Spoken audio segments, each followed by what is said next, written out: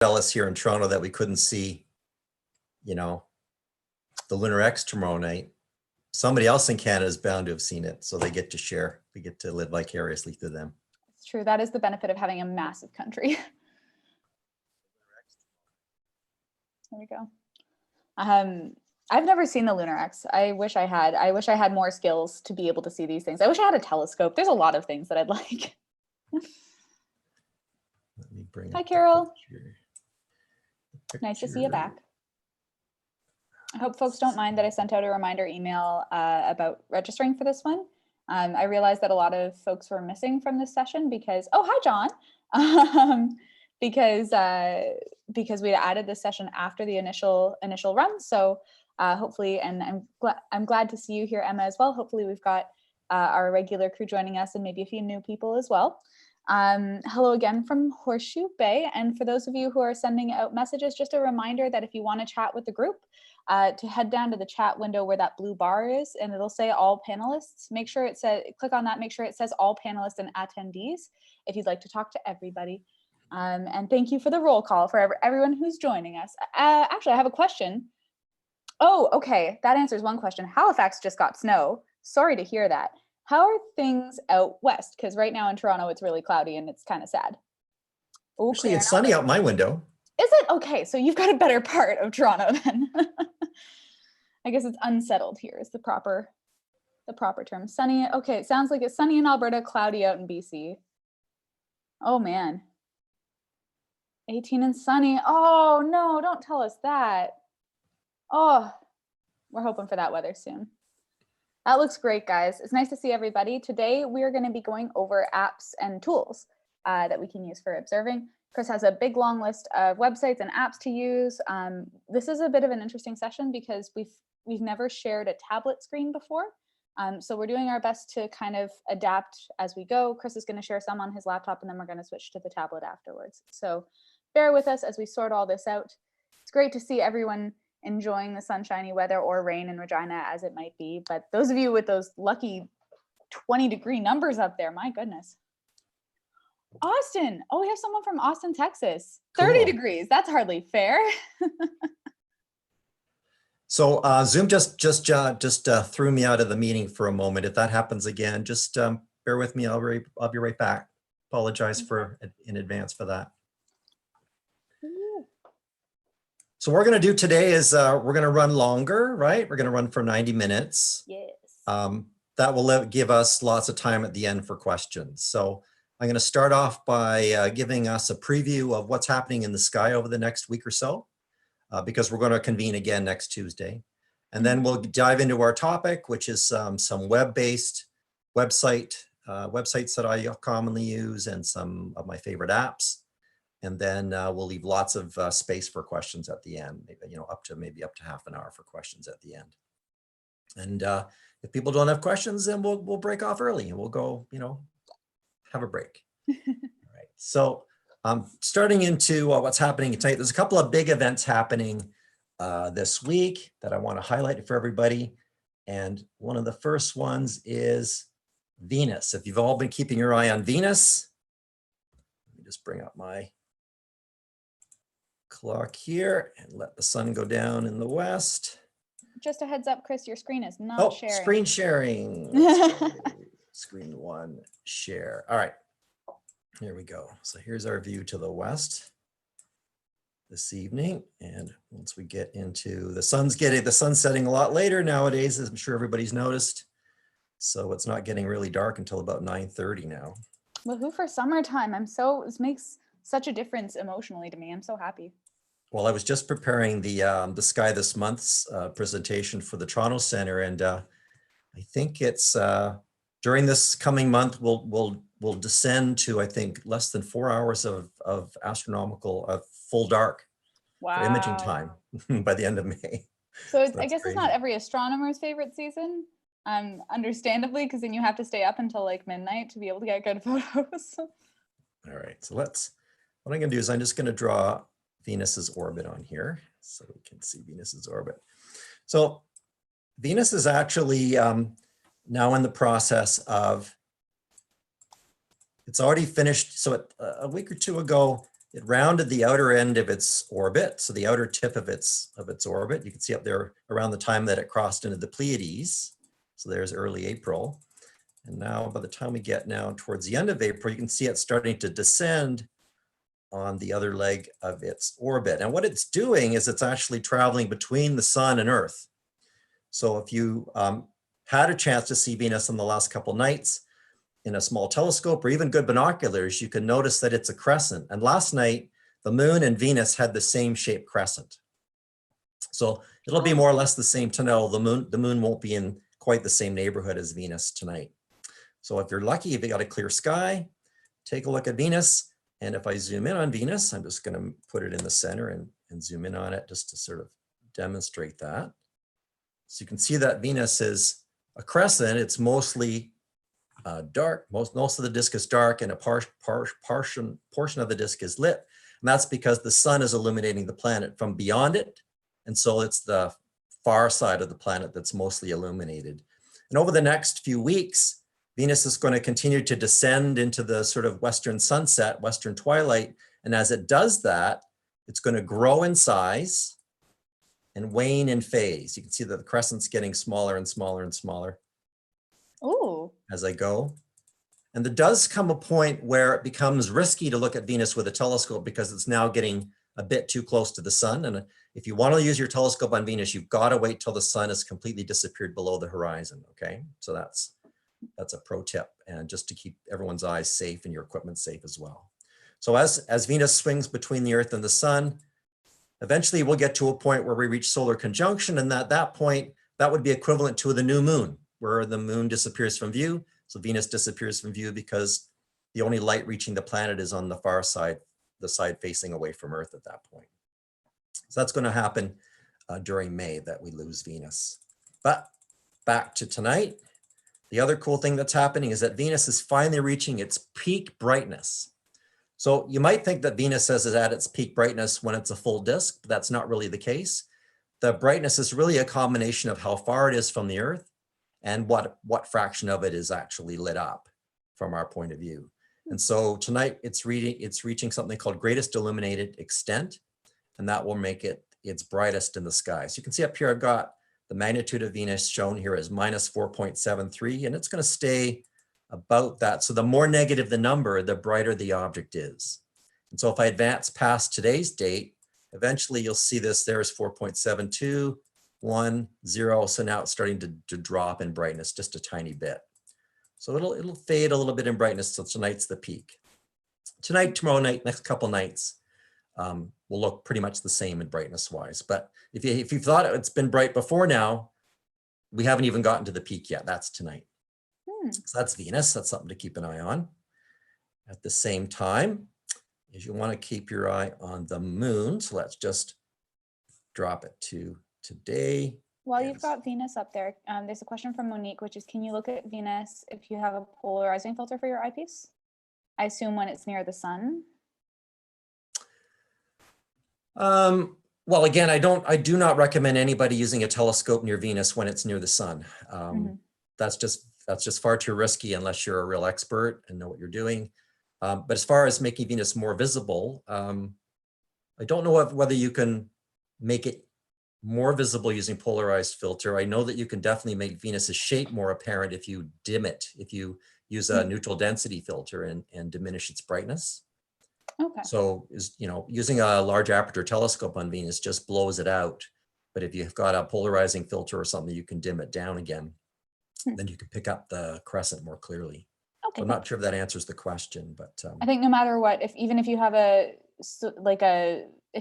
only way it's safe to view anything near the sun is if you have a solar filter on your telescope, and then you wouldn't be able to see Venus, correct? Exactly. Yeah. Yeah. So if you're looking low in the west, the sun's got to be below the horizon before you pull up optics, binoculars, telescopes, anything like that. So please be safe, everybody. All right. Now the moon. So the moon, as you may have seen last night, was a nice little crescent. And what's going to happen tomorrow night is we're going to be approaching first quarter. First quarter moon happens when the moon has completed 1/4 of its trip around the Earth, measured since the last new moon. It's not the first quarter because it's a quarter lit up. It's actually just finished 1/4 of its trip. and the moon will be illuminated on its eastern half. So it'll be a 50-50 appearance.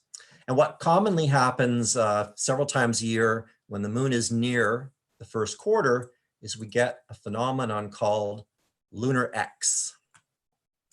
The lunar X happens when the sun, which is arriving along the terminator, and I'll just explain this a bit more here as I make this a little bit bigger. So the boundary that separates the lit half from the dark half is called the terminator. And of course, during the nights around first quarter, the sun is actually rising for anybody who would be standing on the moon. So the people along this zone of the moon would be seeing sunrise. And every night or every day, as the sun rises higher, that terminator migrates and the moon waxes fuller. And around the first quarter, I'll just zoom in on this a little bit, the topography of the moon gets illuminated by the shallow sunlight in such a way as to create a little X shape. This X shape is generated by a set of craters. I'll give you the names. So Purbach, Lacaille, and Blanchinus, those three or so craters, their rims combine to form this X shape. And it's visible for, say, several hours, starting on Wednesday night around 9:45, 10 o'clock, give or take an hour or two after 10 p.m. You should be able to see that. It's a little small, so you probably want a telescope. Binoculars might pick it up if you've got a good pair, but that's what you want to look for. That's the lunar X. And at the same time, you can look down here for a lunar L, which I've personally not seen, and I was hoping to see it Wednesday, but the forecast is for cloudy on Wednesday night in Toronto. Oh man. So you're not going to see it. And then apparently there's a V up here as well. And the V is produced by a crater called Eucert and a couple of ridges that are sort of intersecting nearby. So I've also heard rumors that there's an E somewhere on here. Oh, look, there's like a backwards E here. Maybe that's what they meant. And so you can pick a round crater and spell love. Oh, well, isn't that cute? So there's a bit of homework for everybody to head out on Wednesday night. So it'll be about 10 p.m. Eastern time. So everybody in Canada will get their turn basically to be able to see the moon once the sky gets dark enough to increase the contrast and see those little features on the moon. And you said that was tonight or tomorrow? Wednesday night. Okay. Wednesday night. All right. Let's just follow the moon. So the moon's going to actually pass through the Beehive cluster, but not for us. So by the time we get to Thursday night, the moon will have passed across. But there are places on the globe where they'll have a dark sky while the moon is sort of sitting just above the Beehive cluster or Messier 44 in Cancer. Let me just jump ahead. So then we have on May 1st, we've got the moon sitting right in front of Leo the Lion. And so you might want to look out for the bright white star Regulus below the moon and the double star LG above. And then as we head later in the week, you can see that the moon is rising later and later here. So let's go into the morning sky. So let's see. So let's go back yet. And by the time we get to later in the week, so when we get into next week, we'll start getting into the moon visiting the morning planets again. So that's something you can keep an eye out for the next little while. All right. Any questions on any of that, Jenna, before we? There's just I believe maybe a clarification on the Venus question. Is it possible to see Venus and the sun without hurting yourself or your equipment? I guess in the same field, and I would assume that's a no way. No, when you've got your solar filter on your telescope, it will, Venus is not bright enough to work with the sun solar filter. The sun is phenomenally bright, and there's not much else that can come through besides the sun. As I mentioned, Venus is hitting magnitude minus 4.73. The sun is magnitude minus 26.73. And that's a logarithmic scale, so it's many orders of magnitude brighter than Venus is. For comparison, the moon is magnitude minus 10 when it's near, when it's a crescent phase. All right. So what I'm going to do now is start talking a bit about web tools, so web-based tools and my favorite apps. And I'll start by demonstrating some web-based tools, and then I'm going to switch. We're going to test technology, and I'm going to switch to my tablet and demonstrate the apps on my tablet. So Jenna may have to entertain for a couple minutes. I'll show you guys the one app I can contribute. Yeah. All right. So what I'll do is I'm going to bring up a browser window here and just open this up. And we'll start out, since everybody's been learning about Stellarium and using Stellarium, I mentioned in one of the early intros to our sessions is that there's actually a web-based version of Stellarium on their site. So if you go to stellarium.org, you can look for the link called Stellarium Web. And for anybody that's been shy or nervous about installing Stellarium on their computer, you can use it in this fashion. Just a heads up to everyone who's watching in, I'm going to see if I can do this both in YouTube and Zoom, but I'm going to do my best to send out the links everywhere as Chris goes through these tools. Yeah. So Stellarium Web is not nearly as powerful as the installed desktop version. So you'll see that there's some similarities in the way it looks, and you've got icons here. These are basically switches. And so when they're dim, they're not in effect, and when they're bright, they're in effect. So if I want to turn on the constellation lines, and if I want to draw the artwork, so I can toggle these on and off. I can turn off the daylight, or I can, hide the horizon, and I can turn off the daylight. Then I can draw some of those grids that we've worked with in the desktop version. And then you can switch it to red light mode. So if you're working with your computer outside, you want to preserve your dark adaptation, you can work it in red light mode. And you can switch on and off the deep sky objects. So what I'll do here is swing it around. And you can see down here, you've got your date and time indicated. You can click on here and you can use a slider to run through daytime, nighttime, or numerically alter the time. So we can sort of advance the time into 10:30 p.m. I can pause time. So many of the similar things you can do, but that's about it. Let's just zoom in on a couple of things here and see what we can see. So we've been talking about spring galaxies, which are not really worth hunting down while the moon is nice and bright in the sky. But this is the patch of sky where they are.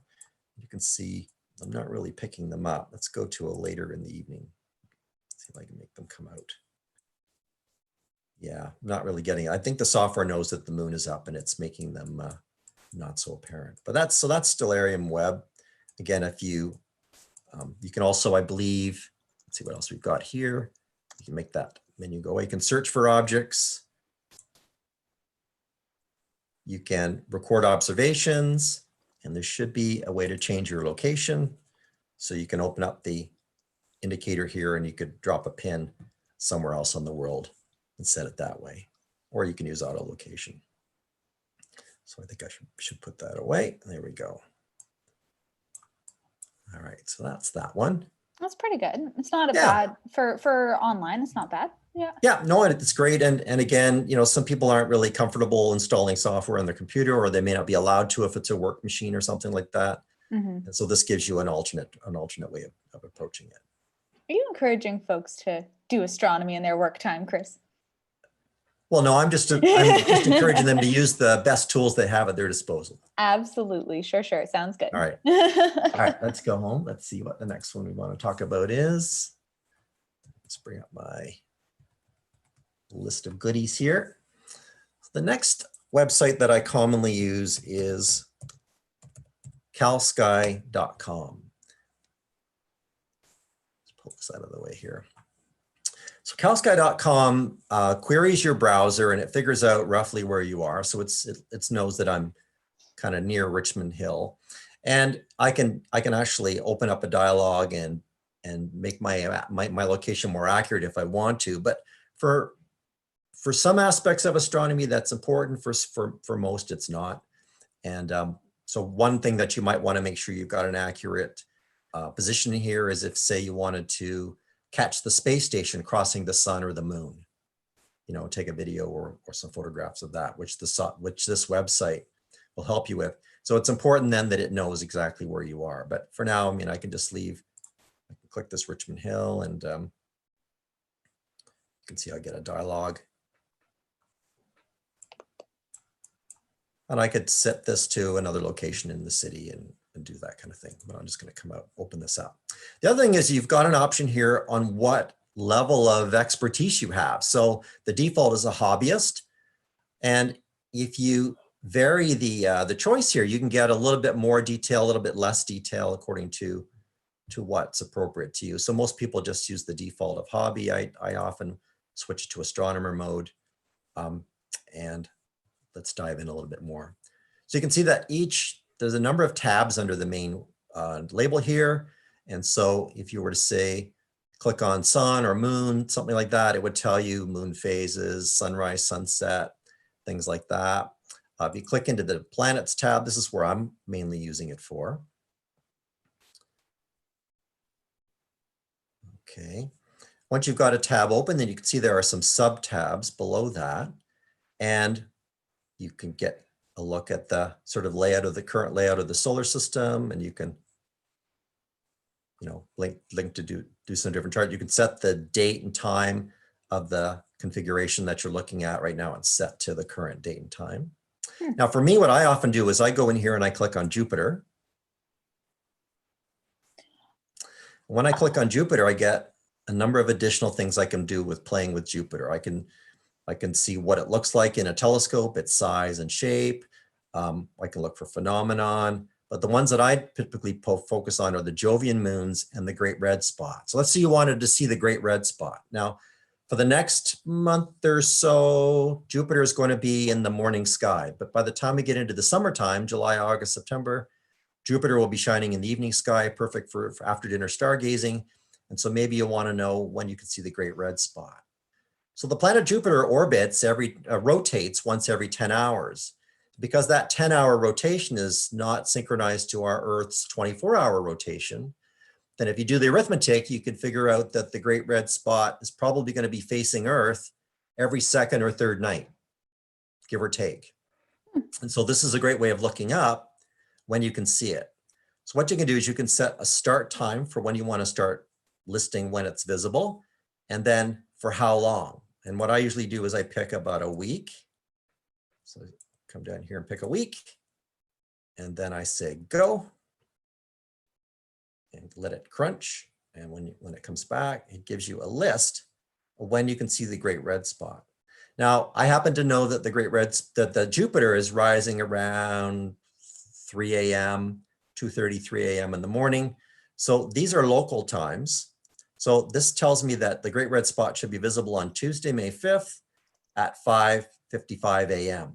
Now, if I switch back to my Stellarium, so May 5th at 5:55, I'm going to go to May 5th at 5:55 and zoom in on Jupiter. Now, it's a bit too bright, the day, a bit too close to daylight. So there's the red spot corresponding, but you can see that the red spot is not in the middle of the planet. And what really, this information is supposed to tell you when the red spot's in the middle of Jupiter. And so that's where one of the advanced features of Stellarium comes in. So if I know that the red spot's supposed to be crossing the middle of Jupiter at 5:55, then I've got to adjust Stellarium to match. So what you can do is you can go into your settings, your solar system tab, and use the custom settings of the Great Red Spot.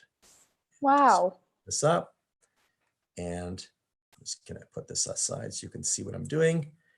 And because Jupiter is not a solid body, then the red spot sort of drifts in time. And so the software needs to adjust for that. So what we do is we just tweak this number until we make it match Calsky. So that's about right. And put that away. And now I'll put this away. And now Stellarium knows when Jupiter will actually be visible. So let's pick another one. Let's pick a slightly earlier one. Here's on Friday the 8th at 3:25. So I'll go here, I'll go to the 8th, and I'll go to 325, and there's the spot. Wow, that's so cool. So that's how you can use Stellarium at home to plan on when to see the great red spot. So let's go back to Calsky, come back out of here. So I'm having, this is making me realize that all of the folks who are like, oh yes, here's what Jupiter and its moons are supposed to look like. And I was sitting there going, why on earth do you know that? And how do you know which moons are which? I'm realizing now that they probably use this. They could find it this way. So now looking, speaking of Jovian moons, thank you for the segue, Jenna. Hey! Let's click on Jovian moons chart. And so you may have seen this kind of a picture before. Let's see if I can find, here we go. So this is a diagram of sort of distance from Jupiter left and right versus time top to bottom. And so what it's saying is that at these particular times and dates, you can see, okay, so it's color coded. So Ganymede is the blue one. And then the green one is Europa. And then, and the yellow one is Callisto. And then Io is the red one. And you can see that the wavelengths of these orbits are different. So Callisto is longer wavelength, and that's because it's the farthest one away from Jupiter. So it is the biggest orbit and it orbits the slowest. And so it goes Callisto, Ganymede, Europa, and Io. And you can see that at this time, all three of the moons will be to the east of the planet and one moon will be to the west of the planet. So you can sort of figure out where they are, what their arrangement is, or you can also see when they're crossing the planet or hiding behind it. So that's one way you could use a tool like this. And they publish these sort of charts in Sky News, Sky and Telescope, Astronomy Magazine, and places like that. So that's sort of to explain just what those graphs mean. Can I do a brief shout out? Yeah. To the Observer's Handbook, which I'm not sure if you're on Spotlight. I'm not sure if folks can see me. I'm going to briefly spotlight me just so folks can see. There's a section of the Observer's Handbook called the Sky Month by Month section, and it has those little charts for the entire month with all of the Jovian moons there as well, which I think are just the coolest looking charts. And same with this one. This one's nice because it looks like it highlights what's going to be visible at nighttime, right? Yeah, so for example, I've always wanted to see Jupiter when all the moons are all together on one side of the planet. So you know to keep your eye out for May 8th, and all four of them would be to the west of the planet. Or you might even find times where they kind of all disappear. You know, maybe they happen to be all in front or behind the planet. So things like that you can play with. The ones that I like to work with are this tab called Jovian Moons.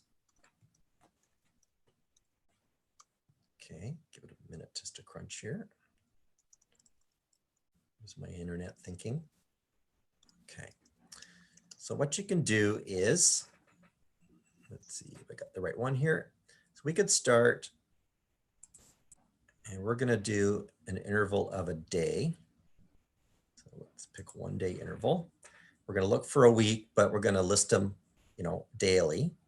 And then what I wanna do is, I'll just say go, just to show you the default here.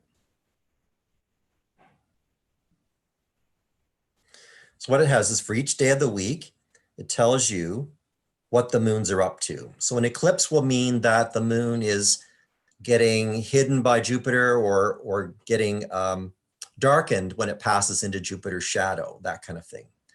Elongations are when it's at the outer corners of those of the graph we showed. So when it's reaching the farthest distance away, east or west of the planet. But the ones I'm only really interested in are the shadow transits. So this is when the 4 Galilean moons cast their little round black shadows on Jupiter. And if you've got a reasonably good telescope, then you can see those black dots on the planets, on the disk of the planet as they cross. They take, depending on the geometry, they might take a couple of hours to cross. 1 to 3 or so. And sometimes you can even get 2 at a time or 3 shadows at a time all together. Wow. And so this will let you actually winnow the list down because you can see there's lots of stuff going on in the week. So we can say, we'll hide the mutual events and eclipses and things like that. We're going to hide the elongations and just see if we can show the the shadow events. Let's see if we get any. And if I don't, oh, here we go. So on Wednesday, the May 6th at about 3 in the morning, the shadow of Jupiter's moon Io will begin to cross the planet. So let's go to the 6th at 3 a.m. And I realize that these aren't at convenient times, but now I'm teaching you how to do this so that when it is at convenient times, you'll know. So here we are at about 3 a.m. And you can see that here's Io. Here's the look on the planet. You can see if I advance minute by minute, there's Io's shadow crossing Jupiter. That is so cool that that Stellarium has this information in there. Yeah, yeah. This is when we get into the apps, that's one of the things that distinguishes the better astronomy apps from the ones I don't quite recommend as much, is the realism and accuracy of the science in them. So yeah, so I think we started about 3 a.m. and I'll just wind time forward here. So Io seemed to quote blink out there, but that's only because it's the brightness of Jupiter is brighter than Io itself, so you wouldn't be able to see it on the surface or against the surface, right? Once Io enters or begins to cross the planet, you need a very good telescope to see it. You can see the moons themselves, but you need a nice large aperture telescope with good optics to see the moons. Okay. Because they're sort of camouflaged. They're not too dissimilar from Jupiter itself. Mm-hmm. So yeah, so that black shadow will transit until the sun starts coming up. You can see the sky is getting lighter here around a little after 5 a.m. on the 6th. So that's how you can use Calsky to find things like that. Now, what I'm going to do is here, I'm just going to look for the multi-moon and shadow events. So at least 2 moons and 2 shadows. And I'm going to stretch this out and say, let's look over the next coming month and see if we pick up any. So that would be a double shadow transit or a triple shadow transit. Let's see if we get any. Okay. Oh, wow. So on May 14th, we get a multi-moon and shadow event for 9 minutes. So 2 a.m. on the 14th. And I hope people don't mind indulging me. I think this is fun. I love doing this. Okay, 2 a.m. on the 14th. So you can see we've got. Ganymede? Is that Ganymede? Yeah. That's Ganymede's shadow. Yeah. All right. Oh, is it meant to be Europa's shadow about to approach? Actually, I think that's Europa's shadow. Let's go back. Yeah, that would be Europa's shadow. And Ganymede's shadow is probably tucked there. I'm not quite seeing what they mean on this one. What was the time that they had? It was, okay, it's supposed to be, here we go. That's the end. So 2 a.m. it starts and 2:24 a.m. it stops. So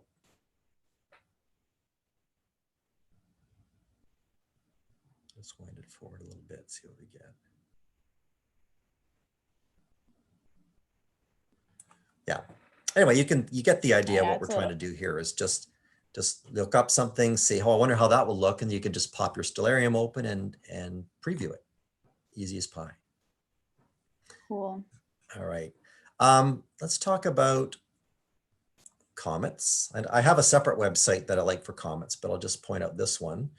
So this is going to list, let's see, nighttime comets. Let me click on this one.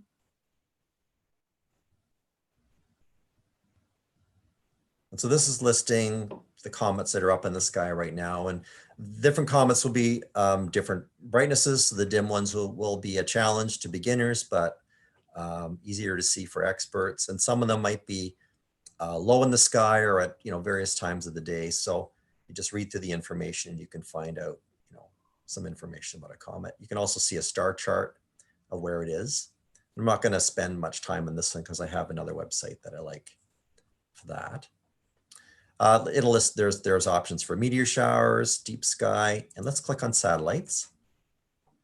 There's a there's a question about meteors in a minute, which I can ask you. It's a kind of nebulous big question, so we'll ask in a minute. All right. So under the satellites tab, this will let you look up satellites, see International Space Station passes, do all kinds of interesting things like that. And I am going to talk about seeing the space station, but I like to use a different website for that. But what I am going to show you here is when the space station crosses the sun or the moon. And that's a kind of a rare but really cool thing. And for that, you have to have very specific geographical settings, eh? Yeah. So let me just see if I can pull up an example here.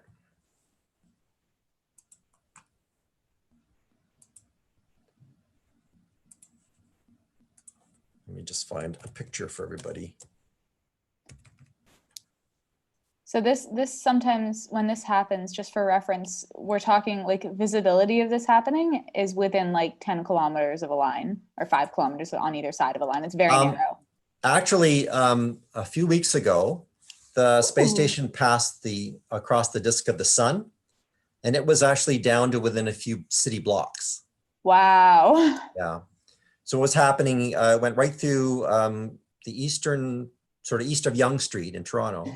And I was experimenting with visibility, and it was really down to within a few city blocks that you had to be on that track to see it. That's wild. So here's an example of somebody, this is from a NASA astronomy picture of the day, where this gentleman, Chris Smith, or it might be a woman, I should be fair, took video and then just sort of put the frames. You can see the space station zipping across the moon. The moon and the sun are the same apparent size, so the space station takes about the same length of time to zip across them, and that's about a second, 1 second, or maybe less, maybe more, depending on if it's a central pass or a glancing pass. So it's best to record video and then pick up the frames later if you want. So this lunar and solar disk crossings, again, if you're dealing with the sun, you've got to have solar filters and all the special appropriate equipment for it. The moon, it's not. The moon, it's safe.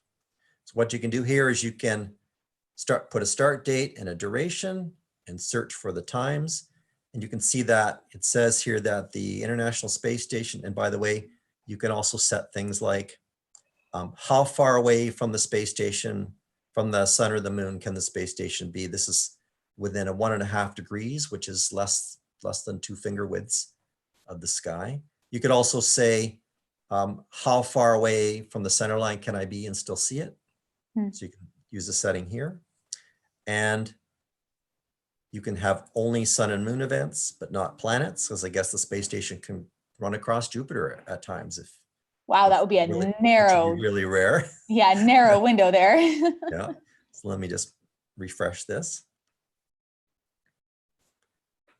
Yeah, I see it saying stuff like close to sun and close to Mercury. So I guess if you wanted to get it nearby, but not necessarily right on top, that's an option as well. Yeah. I've always wanted to see the space station. I have really lofty astronomy dreams. I don't have basic ones. Like I'd like to see M13. I'd like to see the space station in front of the moon, please. Yeah. Well, there's bucket list and then there's bucket list. Yeah, it's true. Yeah. Yeah. Well, you've got your total solar eclipse, so that's one of the big ones. I saw the transit of Mercury. Oh, the transit of Mercury. That was my very first planetary transit. Yeah. All right. So according to this, the International Space Station will cross the sun or be close to the sun on Monday the 4th. And if you click on this tab, this link that says center line, it'll bring up a map and it'll show you where you need to be to see the event. And you can zoom in on this. Actually, I'll just zoom in on this. Oops, too far. Here we go. So this is is it highlighting the distance from the line that you have to be? I believe there are tools to do that. I haven't got them all working. I don't use this too often, so I'm not a super expert on it, but I just want to sort of give people an idea of how they could do it. Cool. All right, so there's that. All right, what else can we do? So that's kind of what I typically use the Calsky website for. It's really hours of fun. There's all kinds of information. Every topic starts off with an general information page, and then you've got further pages that are sort of numerical data, astronomy data, times and sizes and positions and so on. So that's calsky.com. All right, now if you really want to see the space station, the easiest website to use is heavensabove.com. Katrina just mentioned that in the chat as well. Yeah, this is what you're going to hear all of us talk about all the time. The secret to using this page is to make sure you go on in, and when you first open it, it may not have assigned a location yet. It'd probably use a default location that might be, 0 degrees lat, 0 degrees lon, that kind of thing. So you have to go in, and the more accurate you can be here, the better you are. So I can confirm that it is 0 lat and long because I have never been on this website and that's what it says. Yeah, so don't make the mistake of just opening the website and diving in without setting that, because then you'll be frustrated because the space station showings that it gives you, you won't see them. They won't work for you because you haven't set the correct location. So make sure you do that. Make sure that the cookie that it uses gets kept, so that, or else you have to set this every time you enter the page. So once you're here, there's lots of different things you can do in the website. For example, one of the ones I used to do a lot is I would make sky charts for classes that were visiting the DDO. So I'd make a sky chart for the day of their visit. What you can do is you can set this to be, here's my setting here. You can make it a little bit bigger. You can set the size, you can set the time and date, you can update it, and then you can print this on a piece of paper and hand them out to everybody so they can have, and I'll just put the ecliptic on here. Cool. I don't think teach everybody how to read a sky chart. I don't think I've ever seen a sky chart, and I know this is just because you were adding in numbers quickly, that has a daytime view. It's set up for, usually we do star charts for the evening, and I've never realized that you can manually set one to make a daytime view. That's kind of cool. Well, let's say the Jupiter was near the moon, then you wanted to see Jupiter in the daytime. This would be one way you could do that. Oh, true. I'll just adjust this to 10 o'clock tonight. So here's the sky tonight, 10 o'clock. So I just right click and save the image, and then I just, set it in a document and print it out. So that's a handy thing that you can do using Heavens Above. And let's go back to the main page here. It had never occurred to me that the way to find Jupiter in the daytime would be for it to be close to the moon. That makes so much sense when you say it, but it never occurred to me. Yeah, you can do that with Venus. You can do that with Jupiter. So cool. It gets harder after that, but you can certainly do it. One of the things that I sometimes have done is if I have a go-to telescope and I set it up in the daytime, again, being very careful about the sun. So if I want to use my white light filter and view the sun, my solar filter, I'll align to the sun. And once the telescope's aligned, I can slew well away from the sun, and maybe I'll find Mars in the daytime or Venus in the daytime or some other planet when I'm not pointing anywhere near the sun. Cool. All right, so once you're at Heavens Above, the one that I usually dial in on is the 10-day predictions for satellites of special interest. And here you've got the ISS, the space station, the Starlink passes, Starlink. Got Planetary Society light sail, which is not visible from mid-northern latitudes. North Korean satellite, Hubble Space Telescope, ENVISAT, and then there's an extensive database of many satellites. There's a page called Daily Predictions for Brighter Satellites. So you just pick a day, pick today, and these are all the satellites that are going to go over. And these are your magnitude and brightness magnitude brightness, and then the start of the pass, the end of the pass, and the time when it's highest in the sky, and the degrees, how high in the sky it will be. So 90 would be directly above you, and 0 would be on the horizon. So you want to look for ones that are generally closer to 90, maybe 60, 70, 80 degrees up. And then the smaller this number, the brighter the satellite will be. So on this list, these are all magnitude 3, 4. So magnitude 3 and 4 would be the dimmer end of the brightness of the stars you'd see on the night sky. So not the bright ones, but the second tier sort of stars in the sky. That's how bright these are. And look at all the satellite passes. Wow. For one day. And so you could also set this to morning or evening. You can put another date in here, and you could get a big list. That's cool. Got to confess, I don't use that very much. What I use is this link called ISS. And this is going to tell me when the space station is going to fly over and be visible over Thornhill for me, but you can put in your own location for about a week. And so what you can do again is look for really, really bright passes. So when the space station is minus 3.7, so again, that's almost as bright as Venus, right? Venus is minus 4 point something. So minus 3.7 is getting up to Venus's brightness. So you can see that on April 29th, the space station's going to be very, very bright, starting at 5:30 in the morning. Aww. To 5:38 in the evening, 5:38 in the morning. So for about 6-7 minutes, it's going to pass. If you click on the date, it'll give you a map.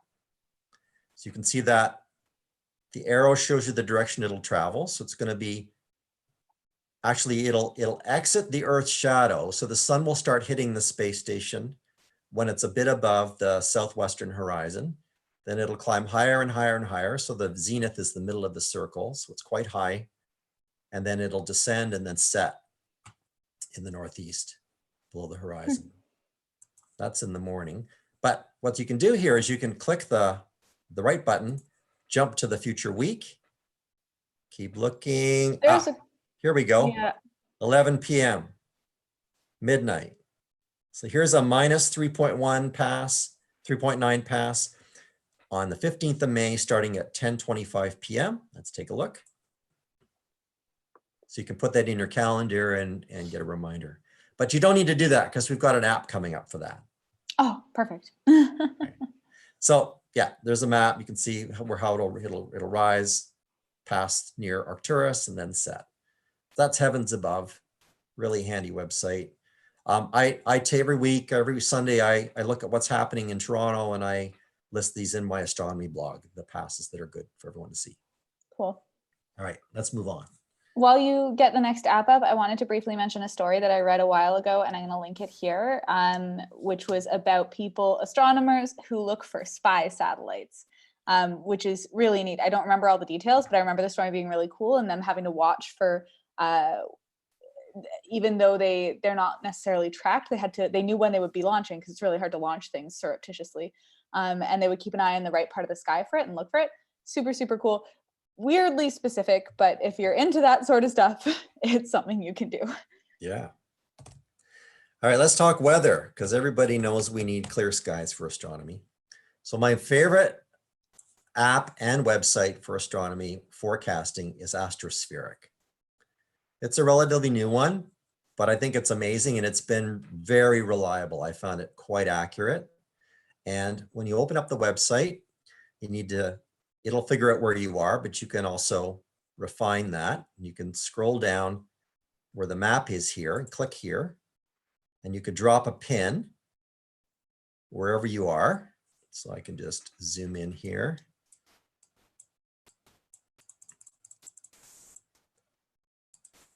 Drop a pin somewhere, and then it'll actually get the new forecast for that location.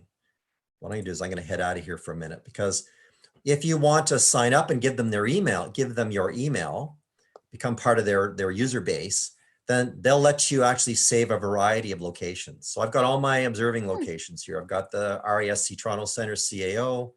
I've got the David Dunlap Observatory. I've got Long Sault Conservation Area, Glen Major Forest, Forks of the Credit, the Ontario Science Centre. And just clicking on one of these summons the forecast for that location. So you've got column-wise hours of the day. So here's Tuesday, Wednesday, and Thursday. The white squares mean cloud and the dark blue squares mean clear. So the first row is cloud cover. Second row is transparency, so how clean and clear the sky is. And the third one is seeing, how steady the air is. And you can see that I've got terrible weather in my future, except for maybe a couple hours here after midnight tonight, which I won't be up for.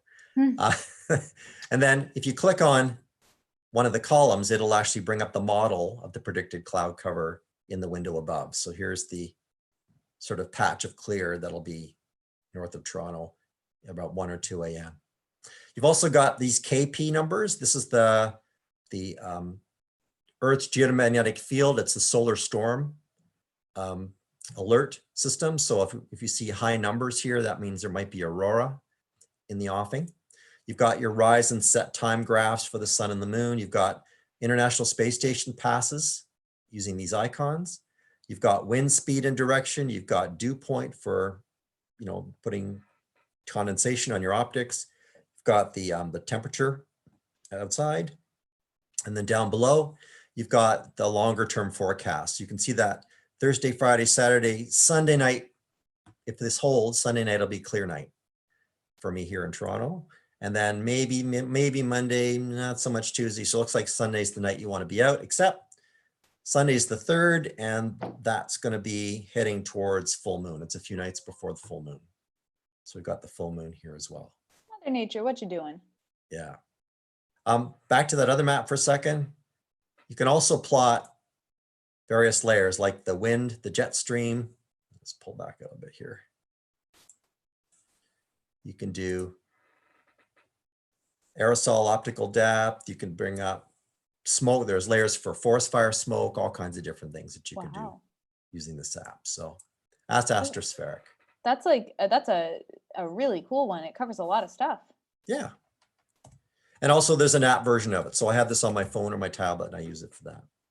All right, just jump along a little bit. Here's where I go for comets usually. There's a gentleman in Japan by the name of Seiichi Yoshida, and he keeps tabs on what's happening with comets, and his website's AERITH.net. And if you go to his weekly information about bright comets, he lists what's visible right now. If you click on a comet, it'll give you sky maps of roughly where they are over time. And then down below, you get a graph of its brightness over time. These are predicted. So the red line is the predicted brightness, and it's predicted to get brighter when it's closer to the Earth and closer to the sun, and then fade off as it departs the inner solar system. And these black dots are observations that people have sent in.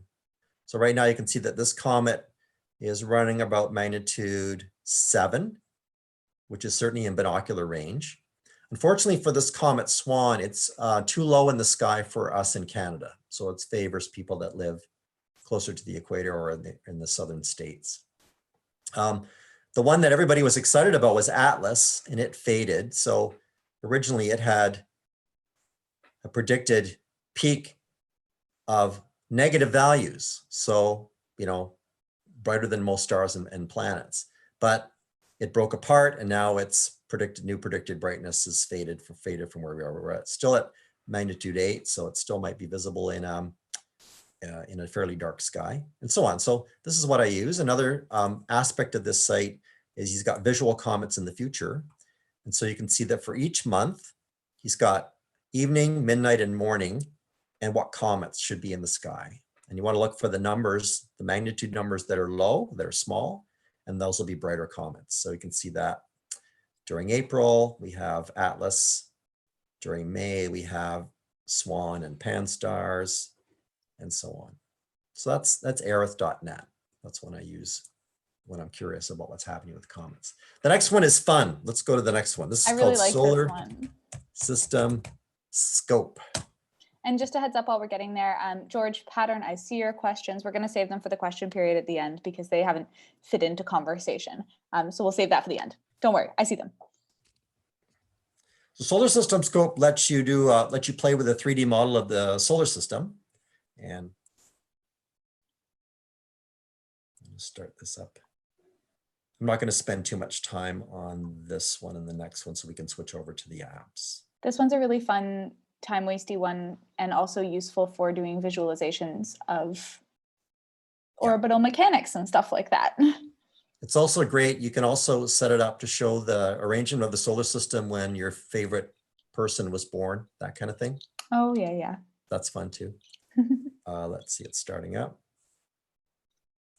Takes a minute to get going, but then it's really fun. There's a lot of information in there. Make sure I'm sharing my audio. I'm going to share my computer sound so you can hear it. So click on the screen to run it. Oh, that's loud. Oh, sorry. Let's put the audio down here. Function. So you can use the mouse to zoom in and out. You can swing around. You can click on the date and set any date and time you want. Change the year, change the time of day. Okay, you can change this from, so this is obviously a view with the planets all magnified in size, so not to true scale, but you can switch this to other modes. You can also show the night sky, explore the interior of the planets, look at the nearby stars, look at Messier objects. Again, I'm not going to spend a lot of time just because I want to move on to other things, but this is a great, fun thing to play with. You can also, you know, add or subtract annotations, labels, grids, graphs, all kinds of things on here as well. So here's the large scale planets or realistic planets. So if I switch to realistic, you can see it now. I've got little wee planets. So right now we can see that sitting here on Earth, we've got Mercury near the sun. We've got Uranus in conjunction with the sun. We've got Venus in the evening sky. So this, the left side will be the evening sky. And then in the morning sky, we've got Mars, Ceres, Neptune, and where's Jupiter? Jupiter's should be here somewhere. There's Jupiter and Saturn as well. They're sort of heading into the midnight type of the sky. So this is solar system scope, lots of fun. You can switch it to full screen mode. Remember how it does, has a nighttime mode. You can turn on and off the sound, all that kind of thing. And the last website I want to share with you is the Planetary Society. Hey, Chris. Yep. Oh, wait, never mind. We're good now. Sorry, there's an issue with sound, but it's all good. We're all good? Okay. So if you go to planetary.org and go down to the Bruce Murray Space Image Library, this is where you're going to find all your cool space exploration imagery and GIFs. So here's the OSIRIS-REx rehearsal from last week or 2 weeks ago. Here's the an image of the Jezero Delta, where the Mars Perseverance rover is going to be sent, hopefully in a couple of months, if the COVID doesn't help harm that. And this library is amazing. It's just got decades of imagery from the latest space images. And if you want wallpaper for your desktop, find a pretty picture and open it up, and you're good to go. So we can click on this and get a full res view of it. So that's the Planetary Society Bruce Murray Space Image Library. All right. Sweet. All right, I'm going to switch over to my tablet. Okay. So I'm going to leave this meeting and join the meeting with my tablet. We'll see you in a minute. And while Chris is gone, I'm just going to show you guys one of my, while I am not necessarily a particularly experienced observer, one of the things I do like to do is teach people about space. And one of the apps that I use for that is something called NASA's Eyes. It's great. It's free.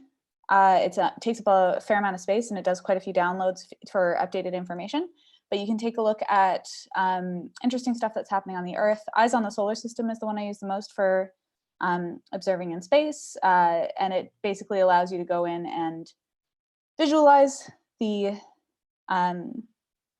solar system around you and show people all about the different moons and planets. It has information on each one. It allows you to change the time and how quickly you're moving.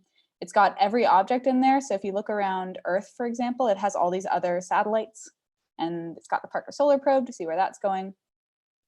Tons and tons of information, and I don't have it off the top of my head, but you can even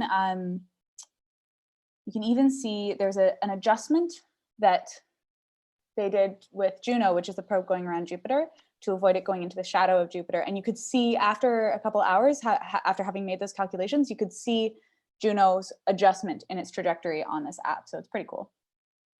I think by now, Chris, you're back. I'm back. All right, I'll stop sharing so that you can share.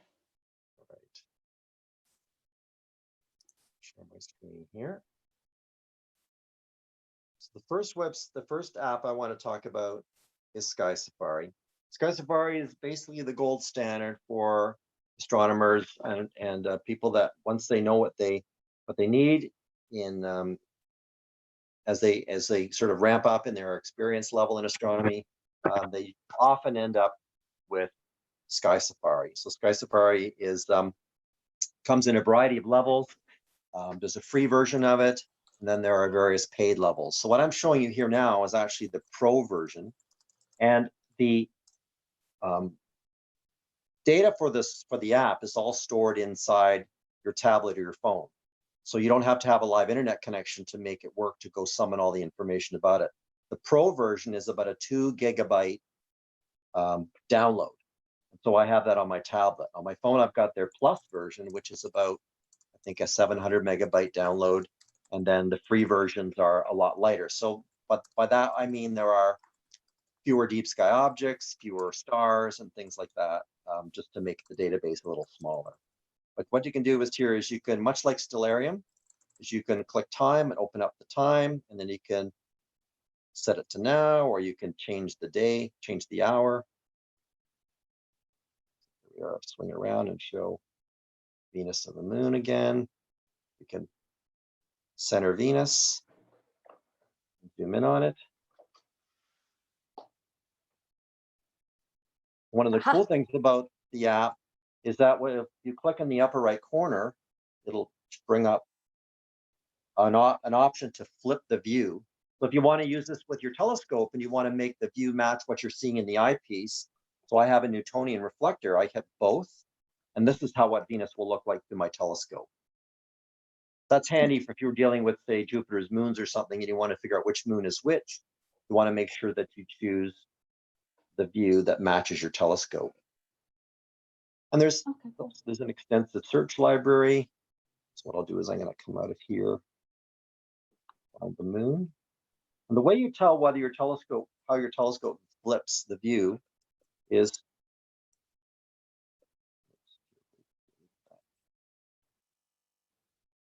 sorry, I've got the zoom controls competing with my tablet control. Anyway, you could zoom in on the moon, look at the moon through your telescope, and then figure out which kind of flip matches what you see in your telescope. And then that'll always be true for your telescope. You just remember which view you need for the eyepiece. And much like Stellarium, you can zoom in on deep sky objects and get their views. You know, there's the Eskimo Nebula. It's not a very good one when you zoom in on it. We just change the time to a little bit later. Here's the Beehive cluster. And if this works, there we go. Now I can ask for information about the object. And it gives me when it rises and sets. It'll actually, the little clock icons you can see in this this row will actually set the app to that date and time, so you can see that phase of the moon if you want to do that. You can also, on the right hand, you've got lots and lots of in-depth information and pictures. Just come out of here. I'm just going to pick the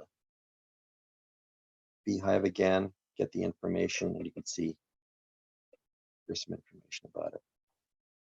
And actually, we could devote a whole session to SkySafari, because you can plan observing sessions, you can get observing lists. So here's the Rask, let's see, Rask's Messier object for the springtime. Oh, awesome. Yeah, you can click on one of these, you can ask it to center it. It'll show you where it is in the sky. Cool. And you could also, let's see, back, change your location, change your date, change your panorama. Let's go to the observing lists. Let's see, if I go to the Messier spring, I can also mark them, highlight the objects, and now I've got little blue circles wherever they all are. Oh, nice. Yeah. So yeah, I don't want to eat in too much into our question and answer time. So let me just say that it's hard to beat SkySafari for a mobile app for astronomy.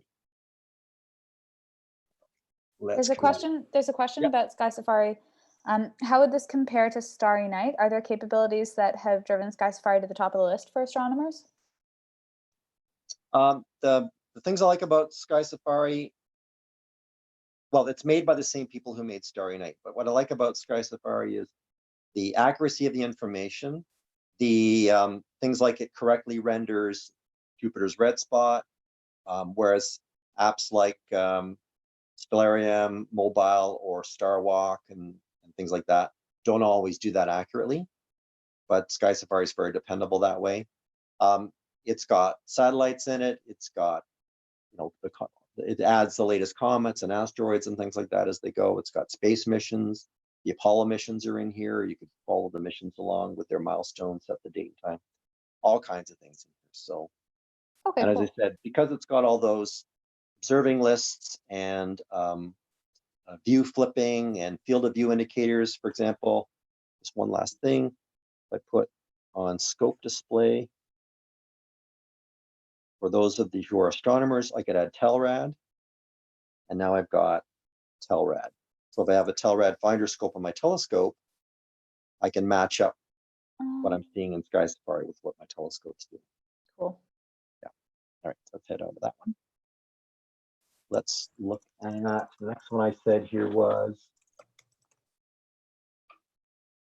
LUNARMAP. So if you're trying to pursue the Isabel Williams Lunar Observing Program, it's hard to beat LUNARMAP HD. There's a free version of this or a very inexpensive version of this. And what you can see is it shows you the whole near side of the moon. You've got a green line that shows the current location of the terminator that we talked about at the top of the show there. This will actually vary every night, of course. So this is the current view of the moon. Then you can zoom in with just pinch and zoom the usual way. And as you do that, you can see we get more and more detail. You can actually control how many labels you get with a slider.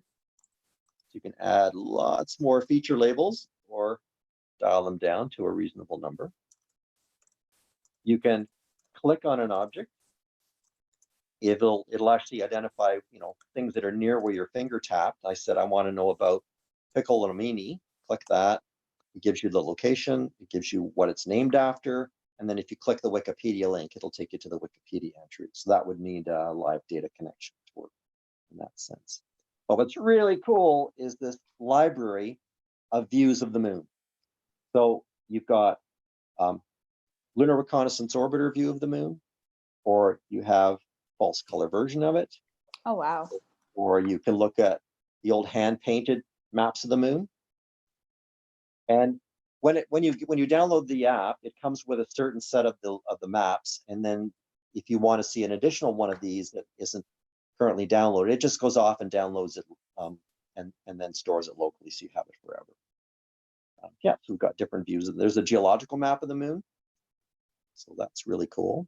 Not so much for the Isabel Williams, but certainly for learning about the moon's geology. And then there's a grayscale relief. And what's nice about these different layers is that this grayscale relief is showing the moon illuminated from the east or from the right of the screen, whereas the LRO, it's the opposite. So you've got, depending on what time of the lunar month you're viewing the moon, then you've got different options for that. Huh. That's that one. And if you go into the settings, you can actually make the moon appear as it would be if you lived in the southern hemisphere. And if you click on observing instrument, you can choose whether you're viewing the moon with your naked eye or binoculars, or if you have a Newtonian telescope. And now you've got the moon flipped that will match your eyepiece view. Cool. So that's really handy. All right, let's switch this back. So I highly recommend that one. Now, space satellite passes. This is called ISS DETECTOR.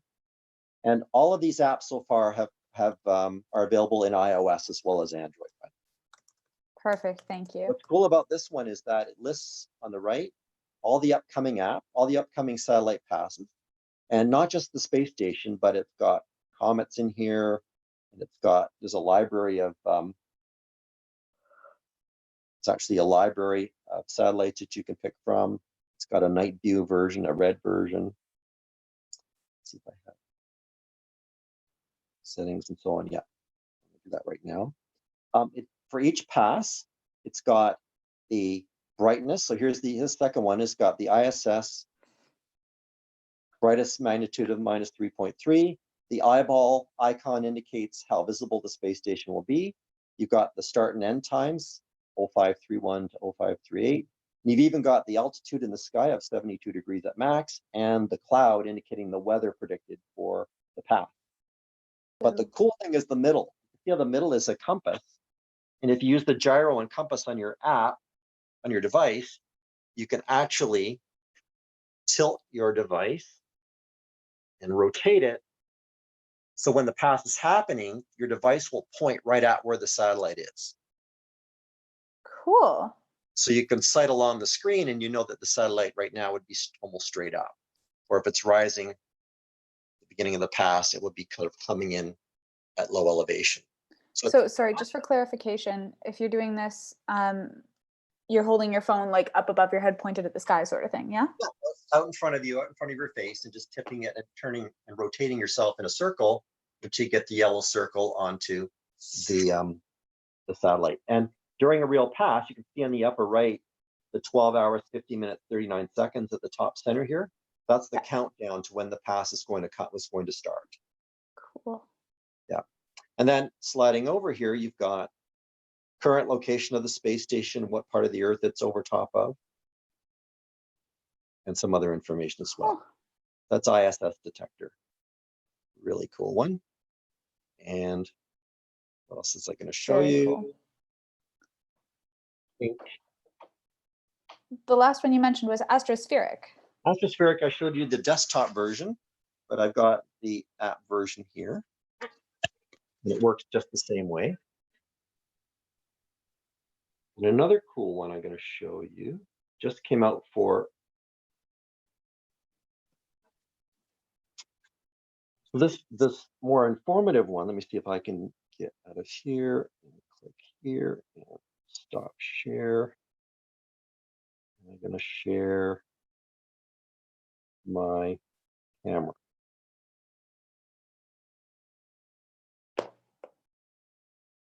So do this.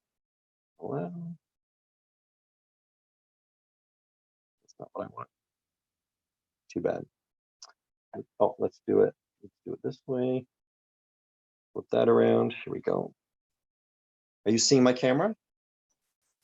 We're seeing your phone. Yeah. So this Oh, is, yes, we're seeing, yeah. let's get this set up right so you can see it. So this app is called Our Universe. And what's cool about it, and I only have a little iPod, it's only an iOS device, but it's actually lets you plot the locations of all the deep sky objects in the galaxy. And you can go home.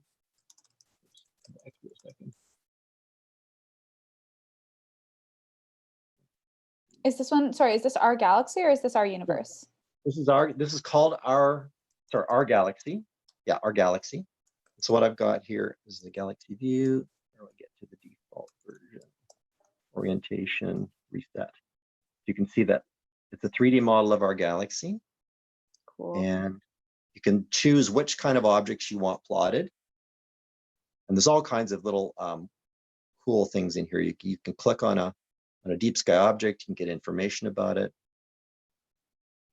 sort of explore the sky. You can also turn it into a star chart version as well.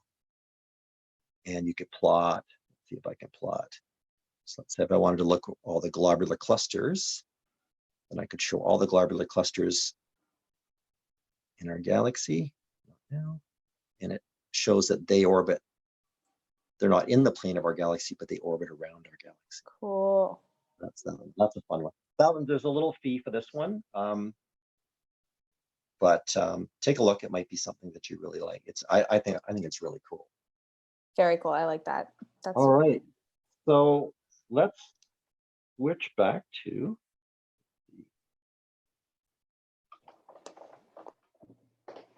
So I guess I should switch back to my computer for the questions. What do we have? If you want to, but we also have a few questions about the apps. Okay. And so if you're comfortable answering them on your tablet, we might as well stay with that. Sure. And we'll do our best to lump them into tablet versus computer apps. So the first question was, can you download comet data into SkySafari? Yes, you can. So let's see if we can do this.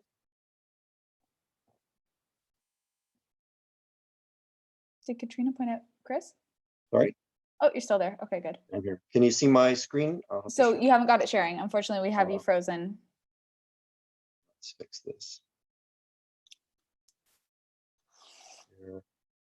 Katrina, did you notice that Chris has a red? Is that what you were seeing? That Chris has a red light keyboard specifically? Oh, you like that? All All right. SkySAFARI. Are you seeing my screen? Yes.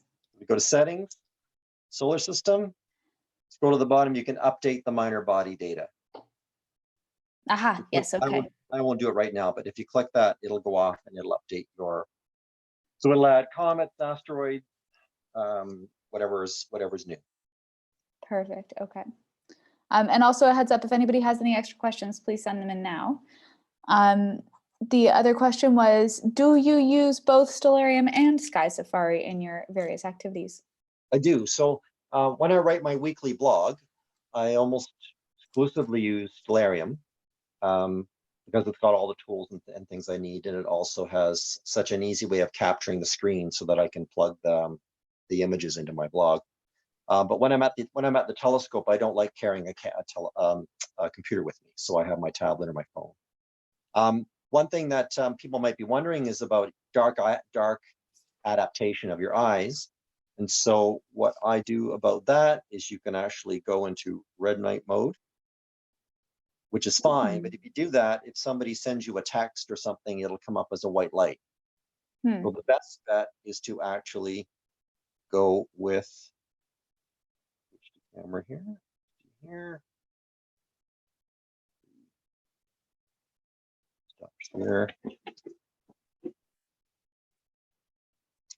What I have is red film. So I cover my tablet screen with that, or my phone with that. So that catches the text. That's what I recommend. Perfect. And then there's this big question about meteors. Are you ready for the big question about meteors? Sure. Okay, so this was about a meteor that George saw in Nanaimo, where he said he saw it on Saturday at 10 p.m. and it was traveling east to west. All this information he saw, it was a jet contrail glowing from the setting sun, and then it broke into multiple pieces, about a finger's width wide and 3 hand widths in length, and asked how close it was to Earth. Now, I'm not expecting you to know that answer to that question, but I thought we could use this opportunity to talk about reporting meteors and where one would go for this kind of information. Yes. So there's a website called, there's an organization called the American Meteor Society. And they actually have a website called fireball.amsmeteors.org. And you can report a fireball if you see one, and they'll ask you to record when it was, where exactly it was, what path it was traveling.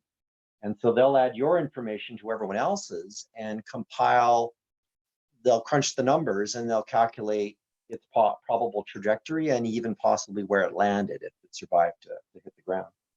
And so if you think you saw one, or if you did see one, you can have the option to report it or even visit that website and see if anybody else saw the same thing.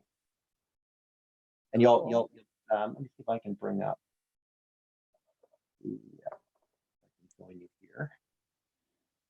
The website. Are you on your computer now, Chris? I'm gonna jump onto the computer now. Okay. Let's see if this works. You can, I think you can join the Zoom call a second time from your computer if you wanted to.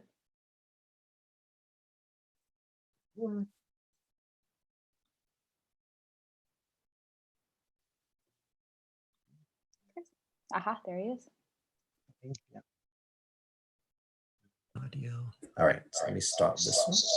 Cool.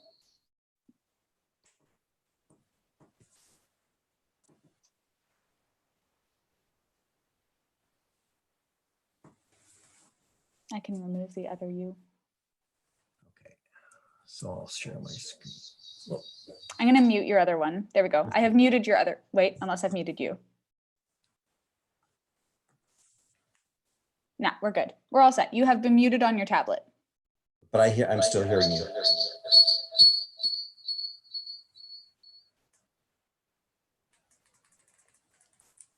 All right, let's see if that works. There we go. All right, so share screen, screen one. So here it can report a fireball. We aren't sharing your, or we aren't seeing your screen on your computer. Share screen, share. Okay. There we go. Yeah, sorry about that. I'll go back. So if you go to fireball.amsmeteors.org, I'll go back to the Google search. Report a fireball, or you can look up fireball logs so people to see, did anybody else see it? So report is here.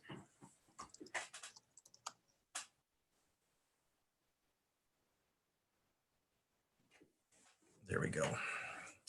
So if you click start now, then I'm not going to go through it, but you can see you've got a series of questions to answer that'll lead you through it. And then if you go to the other place, fireball logs, fireball sightings in 2020. And these are chronological, so you can pick up April 20th, April 27th, and then somebody's gone through and vetted them to make sure that other people agree and the information all adds up. And so I think you can click on an event and see a map.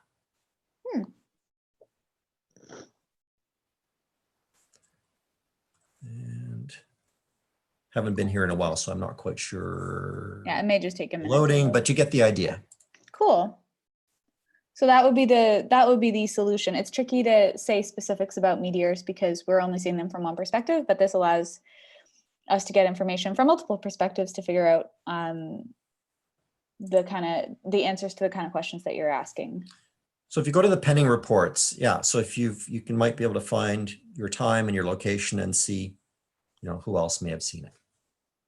Cool. Okay, I have a couple other questions. This is now not as big and amorphous. This is a little bit more down to earth. Okay. So there's been a couple questions about where you got your red film for your tablet.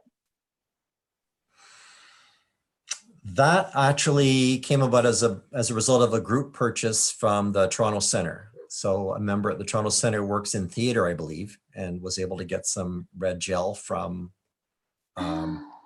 Theater Supply Company. What I use for my phone is there are companies that sell astronomy supplies, gizmos, red light flashlights, things like that, and you can sometimes buy the self-adhesive film. So it'll peel on, and then you can take it off, store it on your fridge or something, and then when you're ready to go out, peel it off the fridge, put it back on your phone, and it'll still work. Your finger will still work through the film. Cool. So that's what I have for my smartphone. But for the tablet, it's not adhesive. So what I do is I have a tablet case. Let's see if I can make this work. There we go. And that tablet case will hold the tablet plus the film in place. Cool. Yeah. And then there's an FYI from Jerry out in Halifax who was saying that apparently if you have an iPhone, you can go into the color filters option and render the entire screen red, which... Yes, it's not very deep red, but it's red. Okay, cool. That's super neat. Through a triple click. Okay. Very cool. I didn't know that. Now I'm jealous as I have an Android. And then there's a question in this, I think is, anyway, it's a question from Larry Nixon asking, it could be his imagination. Why have all the visible comets been in the Southern Hemisphere in the last several years? Well, that's not true. We have had 3 that are up near the Big Dipper right now in Canada. They're just not bright. We just haven't had any nice bright ones.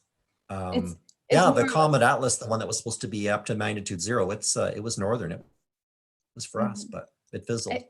It sounds like Larry, you wanted to see comets with your naked eye and not with a telescope or binoculars. We all do. We all do, yeah. And sadly, it's just a coincidence that it happens that the brightest ones are in the Southern Hemisphere. Yeah.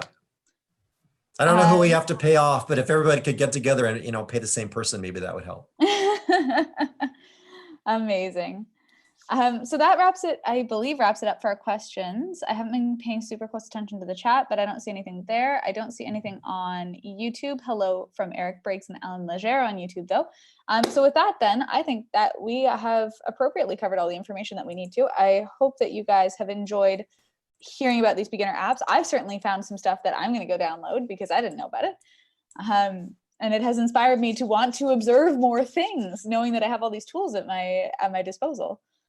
So thank you so much, Chris, for showing that all to us. And everybody, we will see you a week from now, where we are going to be, what's the schedule? What are we going to be talking about next week? I think it's telescopes. Oh, is next week telescopes? Okay. So, that seems right in my memory. So if you have any interest in beginner telescopes, join us next week, Tuesday at 3:30. We're running now for 90 minutes, as you can tell. Thanks everybody for joining. Chris, any departing thoughts? Are you all happy? Just thank you, Jenna. Appreciate you. Appreciate you too, Chris. We'll see you guys next week. Thanks for joining. Bye. Bye-bye. Keep looking up. Keep looking up.